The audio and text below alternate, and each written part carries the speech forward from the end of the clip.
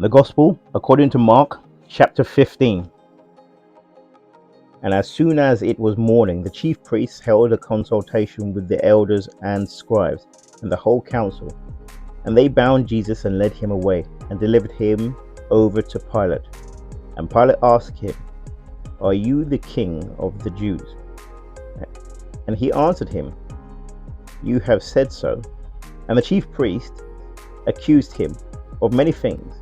And Pilate again asked him, "Have you no answer to make? See how many charges they bring against you." But Jesus made no further answer, so that Pilate was amazed. Now at the feast, he used to release for them one prisoner for whom they asked. And among the rebels in prison who had committed murder in the insurrection, there was a man called Barabbas. And the crowd came up and began to ask Pilate to do what he usually did for them. And he answered them, saying, "Do you want me to release for you the king of the Jews?" For he perceived that it was out of envy that the chief priests had delivered him up. But the chief priests stirred up the crowd to have him release for them Barabbas instead. And Pilate again said to them, "Then what shall I do with the man you call the king of the Jews?" And they cried out again, "Crucify him." And Pilate said to them, "Why? What evil has he done?" But they shouted all the more, "Crucify him." So Pilate, wishing to satisfy the crowd, released for them Barabbas, and having scourged Jesus, he delivered him to be crucified. And the soldiers led him away inside the palace, that is, the governor's headquarters, and they called together the whole battalion, and they clothed him in a purple cloak, and twisting together a crown of thorns, they put it on him, and they began to salute him, "Hail, King of the Jews!"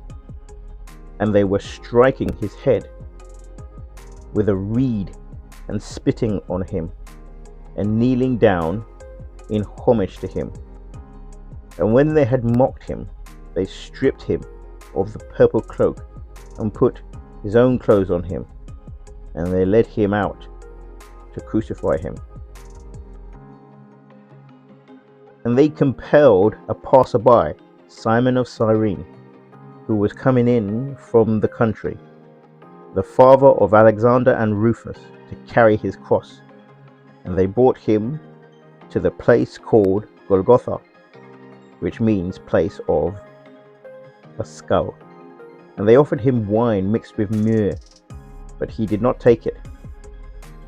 And they crucified him and divided his garments among them, casting lots for them to decide what each should take. And it was the third hour when they crucified him.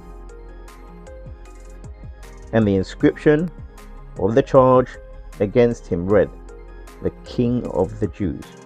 And with him they crucified two robbers, one on his right and one on his left. And those who passed by derided him, wagging their heads and saying, "Aha, you who would destroy the temple and rebuild it in 3 days, save yourself and come down from the cross." So also the chief priests with the scribes mocked him to one another, saying, "He saved others, he cannot save himself. Let the Christ, the King of Israel, come down now from the cross, that we may see and believe." Those who were crucified with him also reviled him. When the 6th hour had come, there was darkness over the whole land until the 9th hour. And at the 9th hour Jesus cried with a loud voice, "Eloi, Eloi, lama sabachthani," which means, my God, why have you forsaken me?" And some of the bystanders, hearing it, said, "Behold, he is calling Elijah." And someone ran and filled a sponge with sour wine, put it on a reed, and gave it to him to drink, saying, "Wait, let us see whether Elijah will come and take him down." And Jesus uttered a loud cry and breathed his last. And the curtain of the temple was torn in two from top to bottom. And when the centurion who stood facing him saw that in this way he breathed his last, he said, "Truly this man was the Son of God." There were also women looking on from a distance, among whom were Mary Magdalene and Mary, the mother of James the younger, and of Jose and Salmon. When he was in Galilee, they followed him and ministered to him.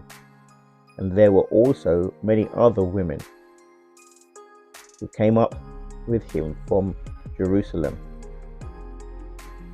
And when the evening had come, since it was the day of preparation, that is, the day before the Sabbath, Joseph of Arimathea, a respected member of the council, who was also himself looking for the kingdom of God, took courage and went to Pilate and asked for the body of Jesus.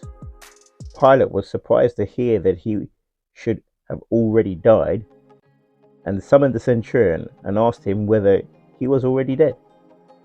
And when he learned from the centurion that he was dead, he granted the corpse to Joseph.